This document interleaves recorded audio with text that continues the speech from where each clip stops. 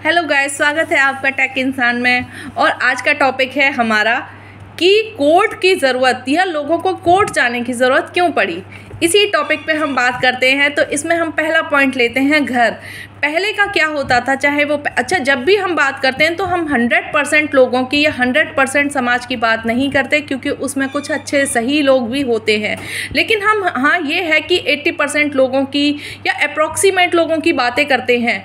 इसीलिए ये ऐसा नहीं है कि मैं जिसके लिए बोल रही हूँ वो 100% उसमें काउंट हो रहे हैं, तो या मैं किसी के लिए पर्सनली बोल रही हूँ। जब हम किसी टॉपिक पे बात करते हैं तो वो टॉपिक हम सबके लिए लेते हैं। तो आज हमारा पहला टॉपिक है कि घर। जब पहले लोग थे, पहले कोर्ट वगैरह नहीं होते थे। बहुत टाइम पहले, ये मानती हूँ, राजा वगैरह होते थे, सब होते थे और वो भी होते थे। लेकिन आज क्या है कि जब पहले, अब भी ले लीजिए आप, अब के टाइम में और पहले के टाइम में भी आप ले लीजिए कि पहले घर के बड़े बुजुर्ग होते थे तो घर में जब 4 बर्तन होते हैं तो खटकते ही हैं। लेकिन जब वो खटकते थे, इस मीन्स झगड़ा होता था, तो बड़े लोग जो हैं वो फेयर होकर डिसीजन लेते थे कि कौन सही है कौन गलत है। उसमें ये नहीं देखते थे, उन लोगों में, बड़े लोगों में ये मिलावट नहीं होती थी कि ये इंसान हमें प्यारा लग रहा है तो इसकी गलत बात भी सही बोल दें, या किसी ने अगर कोई इंसान सदस्य परिवार में सही नहीं है तो अगर वो गलत है, लेकिन अगर वो कोई काम, उसने कोई बात अगर कही है तो उसकी वो कही सारी बातें गलत होंगी, ऐसा नहीं होता था। तो पहले के लोगों में क्या होता था कि जो बड़े और सिंसियर लोग होते थे वो बिल्कुल सही बात करते थे, निष्पक्ष होकर बोलते थे। और उनका डर भी होता था छोटे लोगों को कि उन्हें ये रहता था कि बड़े हैं तो ये सही कह रहे हैं, और इसीलिए घर के झगड़े घर में ही निबट जाते थे, तो बाहर जाने की कहीं ज़रूरत ही नहीं पड़ती। दूसरा टॉपिक अगर हम लें, फिर घर के बाद आते थे रिश्तेदार। तो अगर कभी ऐसा होता था कि कोई टॉपिक ऐसा है कि भाई घर में बड़ों के समझाने पे भी बात नहीं मानी जा रही है, या बड़ों के सामने भी कोई बात रखी गई है तो वो सही या गलत का निर्णय नहीं लेके, या बच्चे नहीं मान रहे हैं, तो उसमें आते थे फिर रिश्तेदार, जो आपके माननीय और सम्माननीय लोग होते थे रिश्तेदारों में, उनको बैठाया जाता था। वो लोग भी उस टाइम पे इतने अच्छे होते थे, समझदार होते थे कि वो निष्पक्ष होकर बोलते थे। वो किसी के, ये नहीं है कि कोई लालच है या किसी से आप उनका ये है कि मतलब निकल रहा है, या इसके फेवर में बोलने से हमें फ़ायदा मिलेगा। तब पहले फ़ायदा, गलत, नुकसान, और ना ही पहले के लोग मुखौटा लगा के जीते थे कि अंदर कुछ और है और बाहर कुछ और है। तो रिश्तेदारों में भी वो फेयर चीज़ें देखी जाती थी। ऐसा नहीं है कि 4 लोग अगर एक बात बोल रहे हैं तो रिश्तेदार उसी को सही बताएं।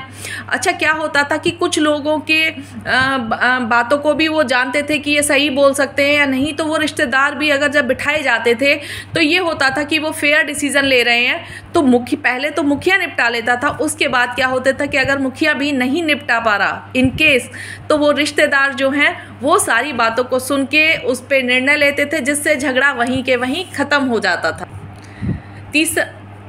तीसरा पॉइंट आता है पंचायत। फिर क्या हुआ कि साहब मॉडर्ननेस बढ़ती गई, लोगों का बढ़ता गया, लालच बढ़ता गया, झूठ बोलना, सच ख़त्म हो गया। लोगों के मुंह पे जो इंसानियत थी, या जो आप एक फेयर रहते थे वो फेयर रहना बदल गया। लोग अंदर से कुछ, बाहर से कुछ और होने लगे। तब फिर शुरू हुआ पंचायत का टाइम। उसमें क्या होता था कि जो चीज़ घर में नहीं निपटी, रिश्तेदार भी नहीं निपटा पाए, उसमें पंचायत आ गई। पंचायत में भी ये होता था कि पंचायत में लोगों को लगता था कि हमारी इज्जत, अगर हम गलत बोलेंगे या सही बोलेंगे तो उसमें इज्जत का होता था। पहले पंचों को इसलिए मान सम्मान दिया जाता था क्योंकि पंचों को पंच परमेश्वर कहा जाता था कि वो निस्वार्थ होके और निष्पक्ष होके वो अपना फैसला सुनाते थे, जिसमें कि सब लोगों को वो माननीय होता था। इसलिए उनके उस पे कोई उंगली नहीं उठाई जाती थी। लेकिन समाज बदला, टाइम बदला, लोग बदले, लोगों की नीयत बदली, झूठ बोलने का तरीका बदल गया, तो क्या हुआ कि पंचों में भी वो चीज़ आ गई। जैसे अब आज के टाइम में जब बड़े लोग ही नहीं घर को जो निपटा पाए, जैसे बड़े लोग क्या होते हैं कि वो निष्पक्ष होना छोड़ दिया। उन्होंने ये छोड़ दिया कि किस के लिए फेवर, वो सही गलत को नहीं देखते थे। वो ये देखने लगे कि क्या चीज़ है, किससे बोलने में फ़ायदा है, किससे प्यार है या किससे मतलब है। तो पहले क्या बदले, घर के बड़े बुजुर्ग ने बदलना शुरू कर दिया, क्योंकि अगर वो पहले की तरह होते तो घर के झगड़े घर में ही निबटते। दूसरा टॉपिक आया रिश्तेदार।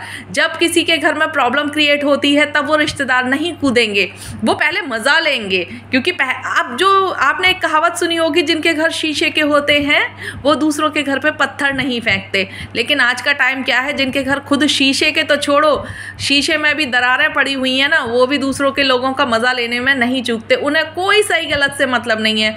जब घर में कोई बात नहीं खत्म होती है तो लोग, जो भी उनके सदस्य जिनके साथ डिस्प्यूट है, वो रिश्तेदारों को बुलाते हैं। रिश्तेदार भी क्या होता है, वो फेयर ना हो के बस इधर सुनी उधर सुनी, या लालच देखा या किसके फेवर में बात करनी है, तो वो चीज़ आ गई, उन रिश्तेदारों में भी मिलावट आ गई, तो वहाँ पे भी झगड़े निबटना बंद हो गए।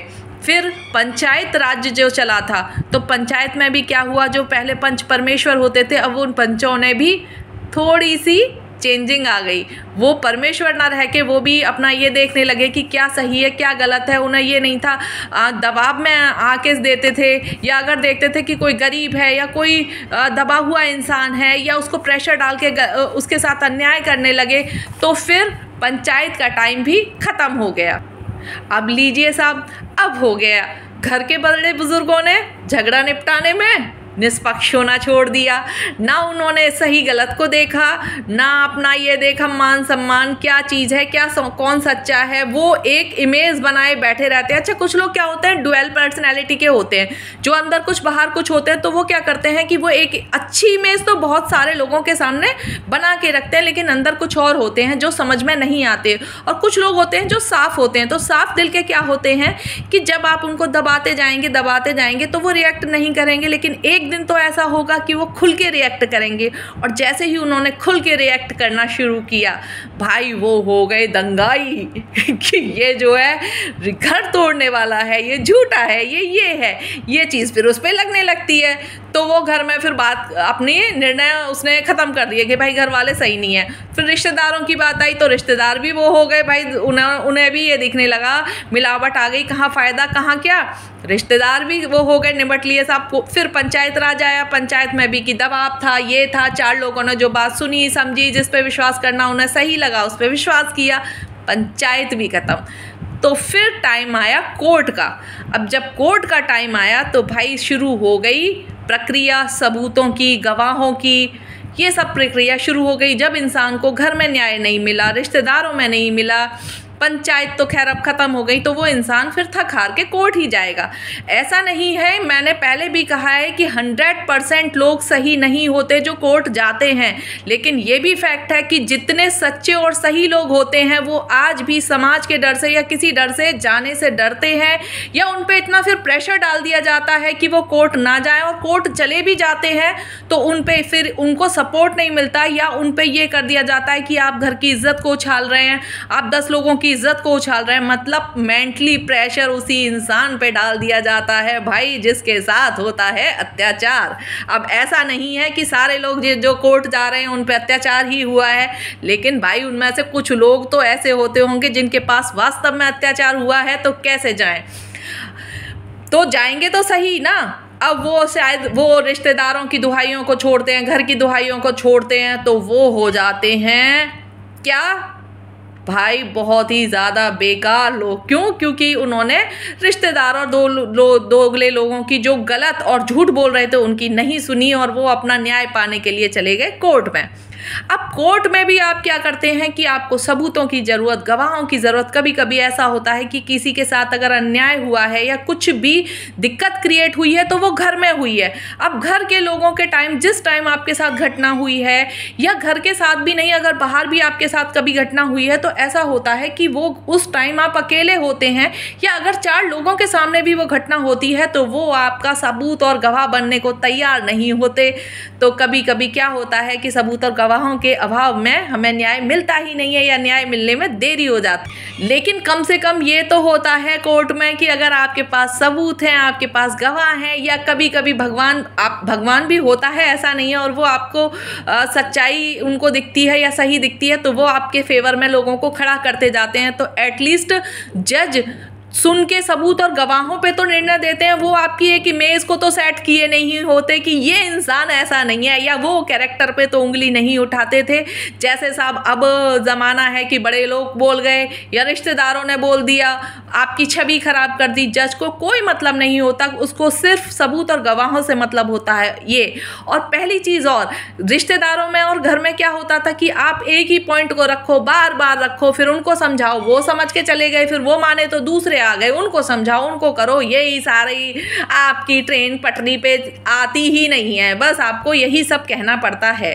लेकिन कोर्ट में कम से कम एटलीस्ट ये तो है कि अगर एक जज ने आपके खिलाफ या आपके फेवर में कोई भी निर्णय दे दिया सबूत के लिए और गवाहों के आधार पे, और इन केस वो सबूत और गवाह के आधार पे आपको न्याय नहीं मिला या गलत न्याय मिल गया, तो वापस आप उसी कोर्ट में नहीं वो अपील करेंगे, आपको उससे अपर कोर्ट में अपील करनी पड़ेगी। आपके पास चॉइस रहती है, अगर आपके पास साथ अन्याय हुआ है, या मैं ये कह रही हूँ अगर सही डिसीजन हुआ है तो बेस्ट है, अगर अन्याय हुआ है तो आप पे अपील करने के लिए एक जगह तो होती है भाई, रिश्तेदारों में नहीं होती, घर में नहीं होती, क्योंकि लौट फिर के वही लोग होते हैं।